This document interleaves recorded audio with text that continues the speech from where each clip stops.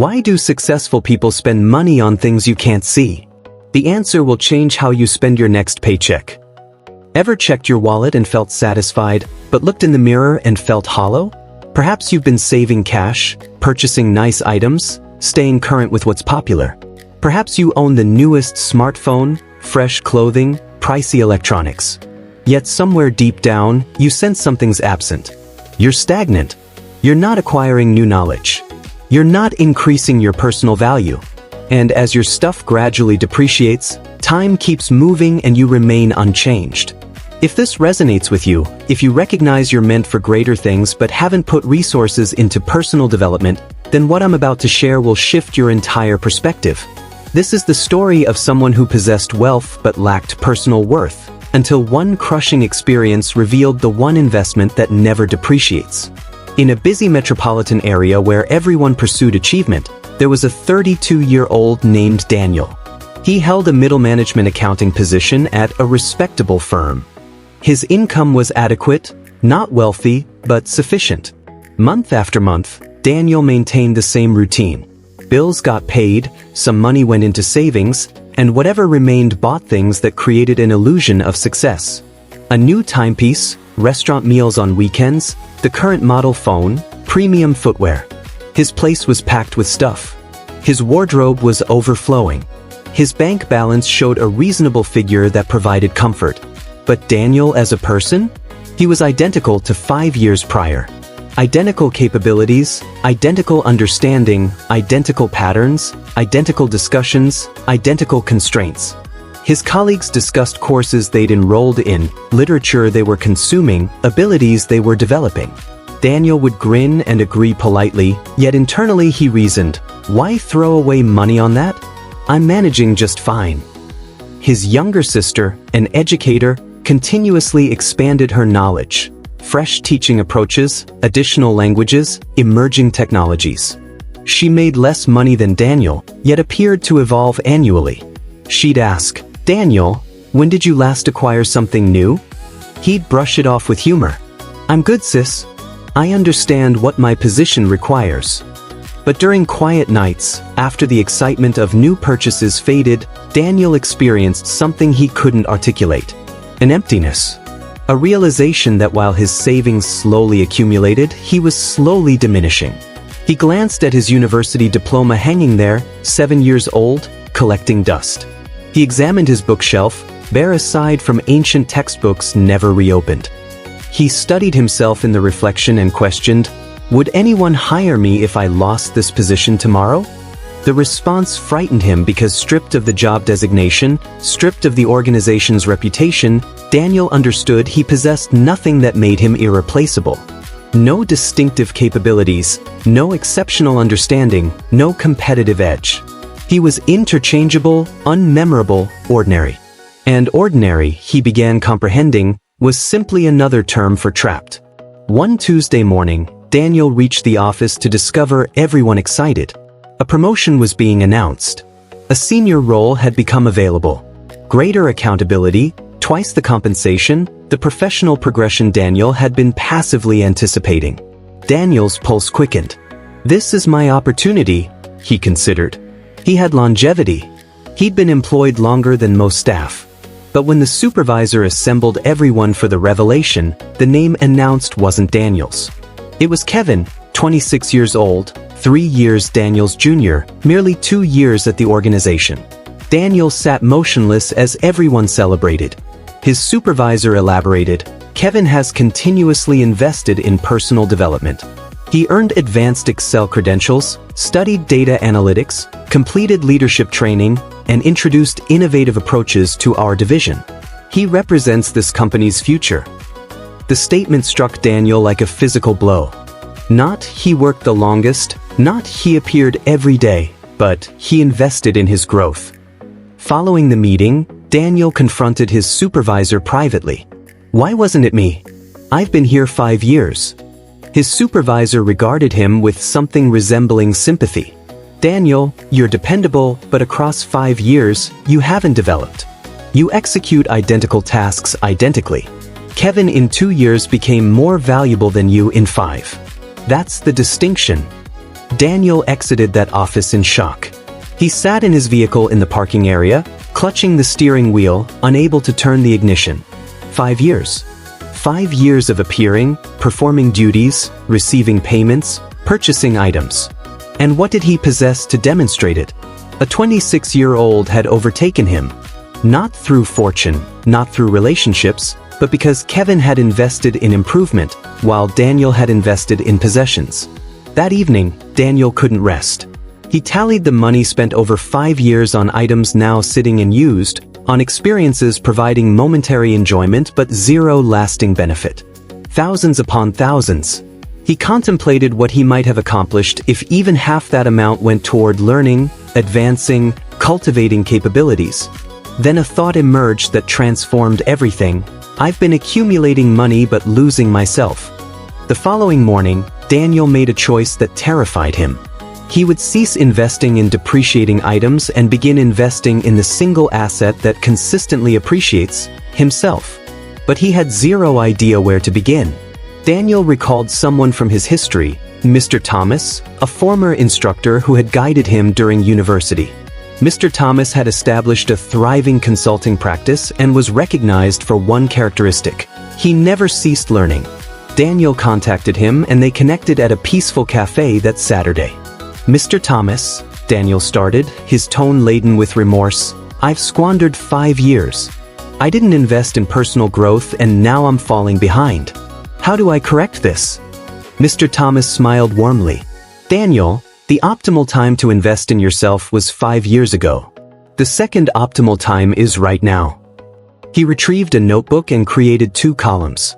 Examine this, Mr. Thomas stated, indicating the left column. This represents what most individuals invest in. He documented, new automobile, drops 20% value instantly. Current phone, outdated within 2 years. Premium clothing, unfashionable next season. Entertainment, enjoyment today, nothing tomorrow. These all depreciate. The instant you purchase them, they're worth less. Then he indicated the right column. This represents what successful individuals invest in. He documented, capabilities, expand earning capacity permanently. Understanding, multiplies through application. Wellness, foundation for everything. Connections, opportunities increase exponentially. Experiences that educate, transform into wisdom. These appreciate, they increase in value with time. And here's the crucial point, Daniel. Mr. Thomas leaned closer. When you invest in yourself, you're not purchasing something that occupies space. You're upgrading the instrument that generates everything else in your existence. You are that instrument. He sketched a simple diagram. Imagine you're a tree. Purchasing items is like attaching decorations to your branches. Attractive, but they don't facilitate growth. Investing in yourself is like enriching the earth, reinforcing the roots, nourishing the trunk. The tree itself becomes more robust, taller, more productive. Here's what I want you to do, Mr. Thomas continued. For the next 6 months, implement the 70-20-10 principle. He documented it. 70% of income, living costs, essentials. 20% of income, financial reserves, security. 10% of income, self-investment, development. That 10% is mandatory. It's not optional. It's not if money remains. It's the primary expense after necessities. You compensate yourself in growth before compensating for anything else. Invest in 3 domains every quarter. First, capabilities. Complete 1 course, acquire 1 tool, perfect 1 competency. Second, understanding. Consume books. Participate in seminars. Learn from authorities. Third, wellness. Gym access. Quality nutrition. Mental health. Because an unhealthy, exhausted, uninformed version of you cannot generate value regardless of savings. Mr. Thomas closed the notebook. Daniel, people will consider you irrational. They'll say, why spend on courses when you could purchase something enjoyable? They'll say, you're already employed. Why study additionally? They'll say, just enjoy your money. He locked eyes with Daniel. But 5 years ahead, those individuals will remain positioned identically, questioning why they're not advancing. And you? You'll be someone they cannot compete against. Remember this: every book you don't consume, someone else is. Every capability you don't acquire, someone else is perfecting. Every hour you squander, someone else is utilizing. And gradually, quietly, they're becoming more valuable than you. The marketplace doesn't care about your tenure. It cares about your worth. And worth originates from what you understand, what you can execute, and who you've transformed into. So invest in yourself as though your future depends on it. Because it absolutely does. Daniel departed that cafe with something absent for years: direction. That identical day, he established a separate savings account. He labeled it "Investment in Me." He transferred 10% of his salary, funds that would have purchased a new gaming system, and registered for an online data analytics certification. The initial month was challenging. After work, while colleagues socialized, Daniel returned home and studied. Friends messaged, "Come out." He responded, "Not tonight. Working on something." They laughed. "You're constantly working." He didn't elaborate. He simply persisted. The course was demanding. There were instances he contemplated quitting. But he recalled Mr. Thomas's statement, "Every hour you squander, someone else is utilizing." By month 2, Daniel included a gym membership in his self-investment budget. He began exercising 3 times weekly. His physique strengthened, but more significantly, his mind sharpened. He experienced more vitality, more concentration, more capability. His sister observed, "You appear different. What's happening?" Daniel smiled. "I'm investing in myself." She embraced him. Finally, month 3 delivered the first triumph. Daniel completed his data analytics certification. He immediately implemented what he learned at work, developing an automated reporting system, saving his team hours weekly. His supervisor noticed, "Daniel, this is remarkable. When did you acquire this?" "Recently, I've been studying." For the first time in years, Daniel felt genuine pride. Not from purchasing something, but from becoming something. Daniel continued investing. A public speaking workshop, $200 that would have bought clothes. 3 business books, $45 instead of weekend entertainment. A networking gathering, $100 instead of a new watch. Each investment rendered him slightly better, slightly sharper, slightly more confident. People began seeking him out, requesting his guidance, recognizing his transformation. 6 months following that painful promotion rejection, another opportunity emerged. A different organization recruiting through LinkedIn offered Daniel an interview for a senior analyst position. They'd noticed his recent certifications, his project portfolio, his continuous learning. During the interview, they asked, "What distinguishes you from other candidates?" Old Daniel would have stated, "I'm hardworking and dependable." New Daniel declared, "I'm someone who never stops investing in development. These past 6 months, I've earned certifications, constructed automation tools, and cultivated capabilities that directly address your organization's challenges. I'm not identical to 6 months ago, and I won't be identical 6 months ahead. I'm a compounding asset." They extended the offer. 40% salary increase, superior title, expanded responsibility. But the genuine victory wasn't the position. It was the person in the reflection who could declare with absolute certainty, "I am valuable. Not because of my employer, but because of who I've become." 1 year later, Daniel encountered Kevin, the 26-year-old whose promotion awakened him. Kevin smiled. "I heard you secured an incredible role. Congratulations." Daniel shook his hand. "Thank you. And thank you for surpassing me that day. It was the best thing that could have happened." Kevin appeared puzzled. Daniel clarified, "You demonstrated that investing in myself was the only investment that genuinely mattered. Everything else is merely distraction." My friend, Daniel's journey could be yours. Right now, you face a decision. You can continue spending money on items that depreciate the moment you possess them, or you can invest in the single asset that appreciates eternally. Your capabilities don't depreciate. Your understanding doesn't become outdated. Your wellness doesn't lose market worth. Your wisdom doesn't become obsolete. Remember 3 principles. First, implement the 10% rule today, not tomorrow. Today, allocate 10% of your income and invest it in improvement. 1 course, 1 book, 1 gym membership, 1 workshop.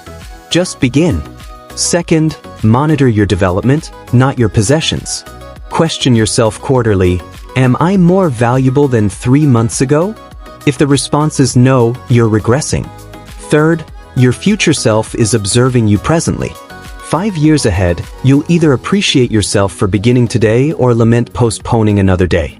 So here's my challenge. Examine your last 3 purchases.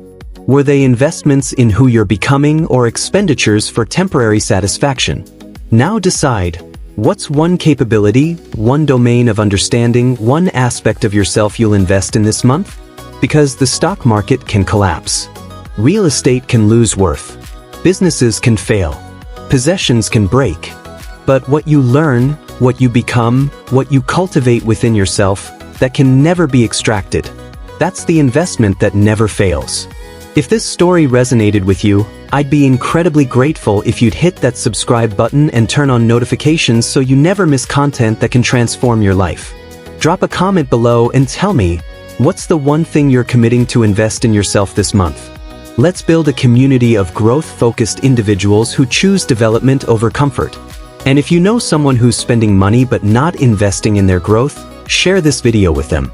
Sometimes, 1 story is all it takes to change someone's entire trajectory. Thank you for watching.